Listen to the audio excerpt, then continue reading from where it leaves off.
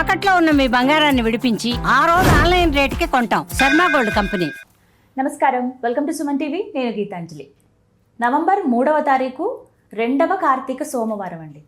ఈ సోమవారం రోజు విశేషంగా అంటే మొదటి వారం చాలా చక్కగా పూజ చేసుకున్నాం. మరి రెండవ వారం ఎలాంటి పూజ చేసుకోవాలి, విశేషంగా స్వామికి ఎలాంటి అభిషేకం చేయాలి, ఎటువంటి నైవేద్యాలు సమర్పించాలి, అలాగే మనలో చాలామందికి రకరకాల సమస్యలు ఉంటాయి.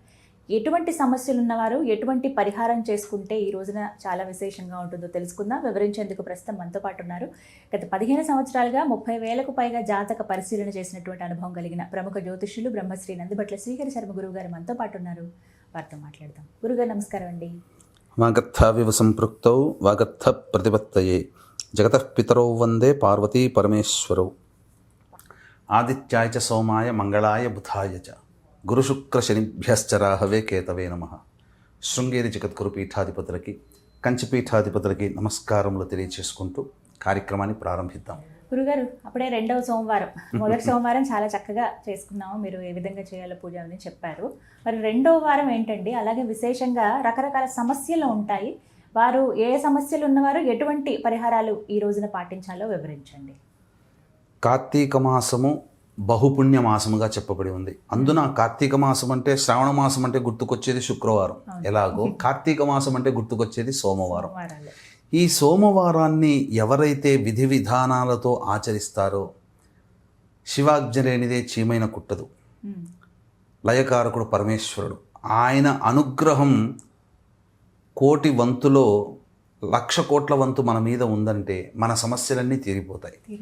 కాబట్టి ఆయన కరుణ కోసం మనం ఎంతో తాపత్రయపడతాం. అంటే ఉదాహరణకు చెప్పాలంటేనమ్మా, మన బాసు దృష్టిలో పడి మనం ఆయన కోసం, ఆ బాసు దృష్టిలో పడడం కోసం మనం ఎంతో విధాలుగా ఆ బాసుని అనుకరిస్తూ ఉంటాం. అతన్ని మెప్పించడానికి ప్రయత్నం చేస్తాం. ఒక సాటి మానవుడి దృష్టిలో పడడం కోసం. అటువంటిది మనల్ని నడిపించే పరమేశ్వరుని యొక్క అనుగ్రహం పొందడానికి ఎంత విశ్వాసంతో, భక్తితో చేయాలి. అలా కొన్ని ఏర్పరచబడ్డవే, ప్రతి మాసంలో కొన్ని పుణ్యతిథులు. అందున కార్తీక మాసము కేవలం పుణ్యము సంపాదించుకోవడానికి, పాపాన్ని తగ్గించుకోవడానికి. పుణ్యము పాపము అని అంటే, గత జన్మలలో యోగం చేసుకుంటే పుణ్యవంతుడు అని అంటారు. గత జన్మలలో అనేక పాపకర్మలు చేస్తే ఈ జన్మలో పాప రూపంలో, ఆ యొక్క దుష్టకర్మ రూపంలో అనుభవిస్తున్నారు అంతే. కాబట్టి దీని అంతరార్థం, ఈ జన్మల్లో మనం పుణ్యం చేసుకుంటే అది భవిష్యత్ జన్మకి, గత జన్మల్లో చేసినటువంటి పాపకర్మ దోషము తొలగిపోతుంది. ముఖ్యంగా ఈ కార్తీక మాసంలో వచ్చే సోమవారం రోజున విధి విధానాలు ఆచరించాలి. అయితే ముఖ్యంగా ఈ సోమవారానికి, రెండవ సోమవారానికి 3వ తారీఖు నవంబర్, ఆ రోజుకి చాలా ప్రత్యేకత ఉందమ్మా. అసలు చెప్తుంటుంటే ఆ కాంబినేషన్ చూస్తే ఎంతో చాలా ముచ్చటేసింది. ముచ్చటంటే కూడా మానవులు తరించడానికి భగవంతుడు ఈ రూపంలో ఇలా మనకు భవిష్యత్ అంతా కూడా అంధకారంగా ఉండే రోజులు. ఎందుకంటే యుద్ధాలతో అనేక ప్రమాదాలు పొంచి ఉన్న దేశాలలో ఇటువంటి పుణ్యతిథులు ఉన్నటువంటి ఆచరించే సనాతన ధర్మంలో మనం పుట్టినందుకు చాలా సంతోషపడాలి. సోమవారం రోజున, ఆ రోజు త్రయోదశి తిథి, సోమవారం అయింది, ఉత్తరాభాద్ర నక్షత్రం అయింది. అంటే అన్ని శుభ నక్షత్రాలలో కొన్ని శుభ నక్షత్రాలు, 27 నక్షత్రాలు, కొన్ని శుభ నక్షత్రాలలో ఉత్తరాభాద్ర నక్షత్రం కూడా ఒకటమ్మా. సర్వమైనటువంటి శుభకర్మలు ఈ ఉత్తరాభాద్ర నక్షత్రంలో ఆచరించవచ్చని శాస్త్రం, పంచాంగం చెబుతుంది. సోమవారం ఈశ్వరుడికి సంబంధించినటువంటిది. త్రయోదశి తిథికి అధిపతి రుద్రుడు. ఉత్తరాభాద్ర నక్షత్రము, ఈ యొక్క ఉత్తరాభాద్ర నక్షత్రానికి అధిపతి శని భగవానుడు. అంటే ఉత్తరాభాద్ర నక్షత్రము, శని భగవానుడు రెండు ఒకే సరళ రేఖలో ఉన్నాయంటే, శని భగవానుడు సంచరిస్తున్నటువంటి రేఖ, చంద్రుడు సంచరిస్తున్నటువంటి ఉత్తరాభాద్ర నక్షత్రం ఒకే రేఖలో దగ్గరగా ఉన్నటువంటి కారణం చేత ఇది అమృత తుల్య యోగంగా ఈ యొక్క 3వ తారీఖు రోజున చెప్పబడి ఉందమ్మా. ప్రధానముగా శని దోషముతో బాధపడుతున్నటువంటి రాశుల్లో జన్మించిన వాళ్ళు, కాలసర్పదోషము, సర్పదోషంతో బాధపడుతున్నటువంటి వాళ్ళు, గత జన్మ పాపకర్మ ఉన్నందువల్ల ఆ వ్యక్తి ఎక్కడికి వెళ్ళినా అపజయమే తప్ప జయం అంటూ ఉండదు. అటువంటి వాళ్ళు పాపకర్మను తగ్గించుకొని జయాన్ని పొంది విధంగా ఈ రోజున కొన్ని ఇంట్లో సాధారణంగా చేసుకోగలిగేటువంటి పూజలు చేసుకుంటే చాలా మేలు జరుగుతుందమ్మా. ఇప్పుడు శని మీనరాశిలో సంచారం చేస్తున్నాడు కాబట్టి కుంభ, మీన, మేషరాశి వారికి ఏలినన్నాడు శని, మిథున రాశి వారికి కంటక శని, సింహరాశి వారికి అష్టమ శని, ధనుస్సు రాశి వారికి అర్ధాష్టమ శని, ఇక కర్కాటక వృశ్చిక రాశి వారికి యోగ శని, కన్యా రాశి వారికి దాంపత్య శని. వెరసి మేష మిథున కర్కాటక సింహ కన్య వృశ్చిక ధనుస్సు కుంభ మీన రాశిలో జన్మించినటువంటి వారికి ఈ యొక్క శనిదోష ప్రభావం ఉంటుంది. ఎవరైనా కాలసర్పదోషంలో జన్మించినా లేదా ఈ సంబంధించినటువంటి సర్ప ప్రభావంతో నాగదోషంతో జన్మించిన పాపకర్మను తొలగించుకొని పుణ్యాన్ని పెంపొందించుకునే వాళ్ళు ఈ రోజున చెప్పబడేటువంటి కొన్ని పరిహారాలు పాటించాలమ్మా. ముందుగా ఈ శని ప్రభావంతో బాధపడుతున్నటువంటి వాళ్ళు అద్భుతమైన వరం సోమవారం. ఎందుకంటే ఉదయం 7:30 నుంచి 9 గంటల వరకు రాహుకాలం ఉంటుంది.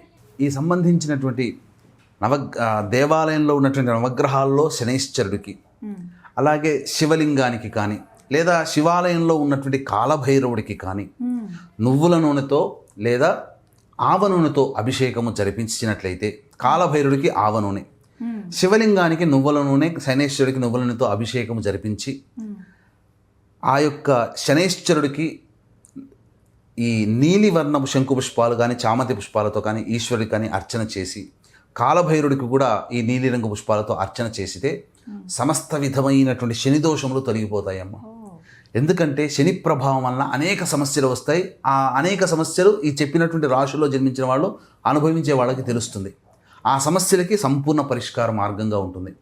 ఇక రెండవదైనటువంటి సర్పదోష నివారణకి సంబంధించినటువంటిదంటే అద్భుతమైనటువంటి ప్రక్రియ ఈ రోజున చేసుకోవచ్చు.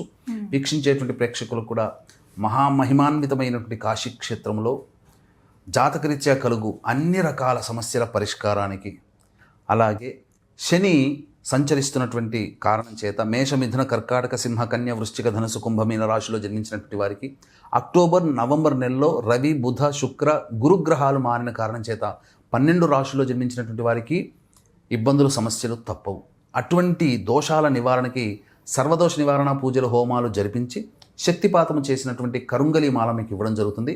ఈ కార్యక్రమంలో నమోదు చేసుకోదలిచినటువంటి వాళ్ళు నవంబర్ 6వ తారీఖు రోజున జరుగుతుంది కాబట్టి ఆ 6వ తారీఖు రోజున మధ్యాహ్నం 2 గంటల లోపల మీరు గోతనామాదులు స్క్రీన్పై కనిపిస్తున్న నెంబర్కి కాంటాక్ట్ చేసి చెప్పవచ్చు.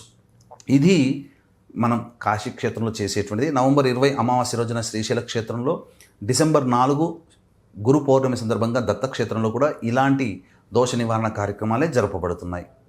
ఇక గమనించుకున్నట్లయితే సర్పదోషముతో కానీ కాలసర్పదోషముతో కానీ సంతానపరమైనటువంటి ఇబ్బందులతో ఇబ్బంది పడుతున్న వాళ్ళు కానీ చర్మ సంబంధమైనటువంటి వ్యాధులతో ఈఎన్టీ ప్రాబ్లమ్స్ అంటారు, వాటితో ఇబ్బంది పడుతున్నటువంటి వాళ్ళు కానీ 7:30 నుంచి 9 గంటల లోపల రాహుకాలము కాబట్టి ఆ సంబంధించినటువంటి ఆవు పాలలో కొన్ని శంకు పుష్పాలు, నీలిరంగు పుష్పాలు వేస్తే సహజ సిద్ధముగా నీలి రంగుకు చేరుకుంటాయి.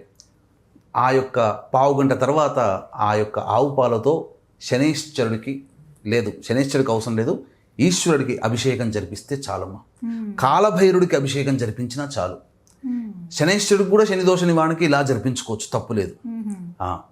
ఈ విధంగా చేసినటువంటి సర్వదోషాలు తొలగిపోతాయమ్మా. అంతేకాకుండా కార్తీక సోమవారం కాబట్టి ఉదయాన్నే లేచి కాలకృత్యాదులు తీర్చుకొని ఇంట్లో చక్కగా దీపారాధన, ఆవునేతితో దీపారాధన చేసి శివ పరివారానికి చిత్రపటానికి పూలమాల వేసి, ఇంట్లో శివలింగం ఉంటే శివలింగానికి అభిషేకం చేసి శివ సహస్రనామ పారాయణం చేసి శివాలయం చేరుకొని ఆ పరమేశ్వరునికి భక్తిపూర్వకంగా నిన్నే నమ్ముకున్నాను, నీ యొక్క తర్వాత నాకెవ్వరూ లేరు, నీవే నాకు దిక్కు, నా సమస్యలు తీర్చేవాడివి నువ్వే పరమేశ్వర అని చెప్పి భక్తిపూర్వకంగా నమస్కారం, సాష్టాంగ నమస్కారం చేసి ఇంటికి వచ్చి ఆ రోజు ఉపవాసం ఉండి ప్రదోషకాల సమయంలో మళ్ళీ శివాలయానికి చేరుకొని మారేడు దళాలతో అర్చన చేయించుకున్న, శంకు పుష్పాలతో అర్చన చేయించుకున్న, మల్లెపూలతో అర్చన చేయించుకున్న, జిల్లేడు పుష్పాలతో అర్చన చేయించుకున్న, చామంతి పుష్పాలతో అర్చన చేయించుకున్న ఆ పరమేశ్వరుని యొక్క అనుగ్రహం సంపూర్ణంగా కలుగుతుంది. అందులో సందేహమే లేదమ్మా. ప్రదోషకాల సమయంలో ఈ సోమవారం రోజున శివాలయంలో దీప ప్రజ్వలనం, దీపదానము, ఉసిరిక దానము, సాలగ్రామ దానం, అలాగే విష్ణు ఆలయంలో కూడా ఈ విధంగా దీప ప్రజ్వలనం చెప్పినటువంటి దానాలు గనక చేసిన వ్యక్తికి అసలు చెప్పాలంటే చాలా పుణ్యం కలుగుతుంది, చాలా సమస్యలు నివారణ అవుతాయి. ఈ యొక్క సోమవారం రోజున ఎవరైతే మార్కండేయ పురాణాన్ని దానం చేస్తే వాళ్ళకి పౌండరీక యాగం చేసినటువంటి పుణ్య ఫలితం దక్కుతుందమ్మా. ఈ విధంగా 2వ సోమవారం వివిధ సమస్యల పరిష్కారానికి ఇలా పరిహారాలు చేసుకోవచ్చు అంట. చక్కగా వివరించారండి, ధన్యవాదాలు. సర్వం శ్రీ ఉమామహేశ్వర పర బ్రహ్మార్పణమస్తు.